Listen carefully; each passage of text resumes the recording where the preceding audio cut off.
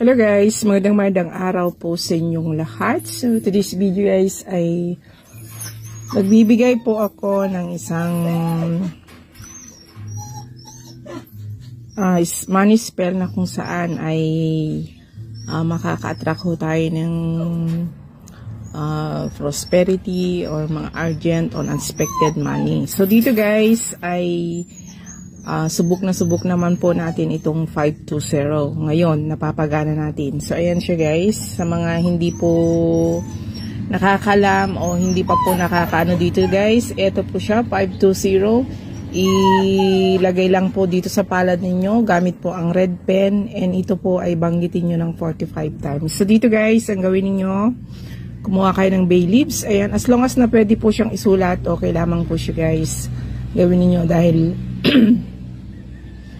hindi naman ho tayo nakakakuha talaga ng mga bubuong bay leaves. So yan, hindi po kagaya dun sa ibang bansa ko na sa Singapore po. Marami po akong napipiling magagandang bay leaves doon. So dito guys, ang gawin niyo, ayan, sulat po ninyo yan, yung 520 windfold. And kumuha po kayo ng isang papel, ayan guys, na pera. And then balutin niyo po siya ng ganyan. Ayan guys, balutin po niyo. Yung pera ho, hindi ho ano yan guys, as long as na real na money bill po yan guys. So ito po ay ibaon ninyo sa loob po ng bigasan ninyo. Ayan guys, ibaon po ninyo ito sa loob ng bigasan ninyo. So isa po ito sa aking mga sinasuggest. Ayan guys, kung hindi po kayo mga Katoliko na ano guys, ayaw po ninyong mag-purchase ng mag-asawang duwende o kaya mga ano guys, at meron kayong business na matumal po. Ito po yung gawin ninyo.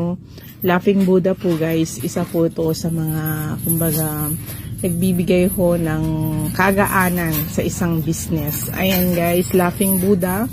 Ayan, pwede po ninyong yung kung may mga pendant kayo, ayan guys, o may mga ganito kayo guys.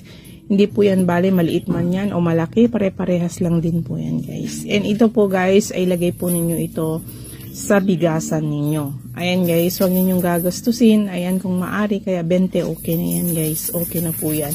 Okay na po yan guys. Sa lahat ho ng nagbibigay ng patunay dito po sa 520. Maraming salamat po sa inyong lahat. Ayan guys, maging positibo po tayo araw-araw.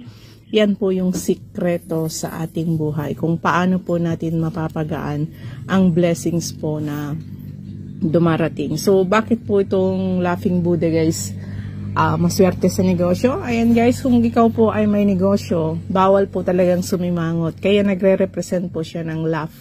Kumbaga happy. Kung may business ka, talagang happy ka always. Para yung mga bayar mo, masayang bumabalik sa'yo, pabalik-balik sa'yo. So, ayan guys, more blessings po sa inyong lahat. And again guys, sa lahat ho ng mga nagpo-purchase, maraming salamat po sa inyong lahat. And